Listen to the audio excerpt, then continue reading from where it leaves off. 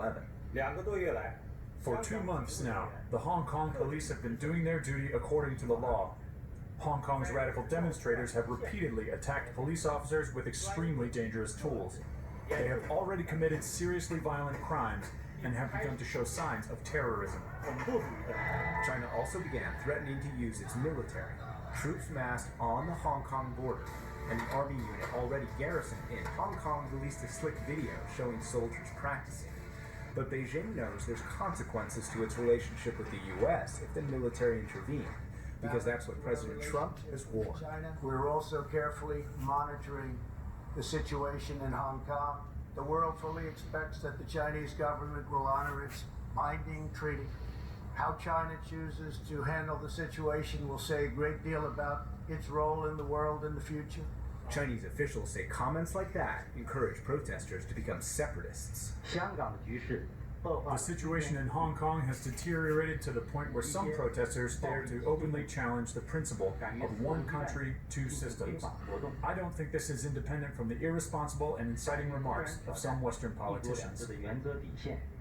And Beijing's defenders point out one of the protesters' core demands, direct elections, can only happen if Beijing allows it.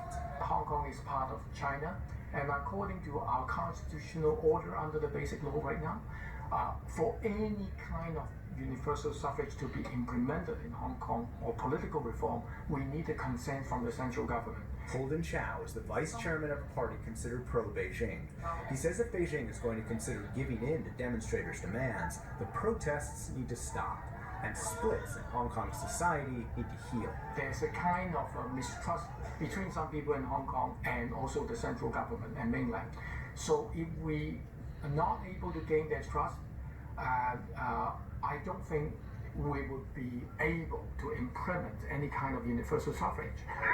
But that means the two sides might be caught in a vicious circle, because demonstrators vow not to stop until their demands are met. I think the key to fix the political problem in Hong Kong is really to have more democracy here, not less democracy. The more you crack down, the more people will be disgruntled, will build up a lot of grievances. And those grievances may have already fundamentally changed the city. Pro-Beijing and pro-democracy protesters have scuffled in shopping malls. And as the protests escalated, more and more Hong Kong residents have decided the city may not be a good place to raise their children, including Sham Sham's father.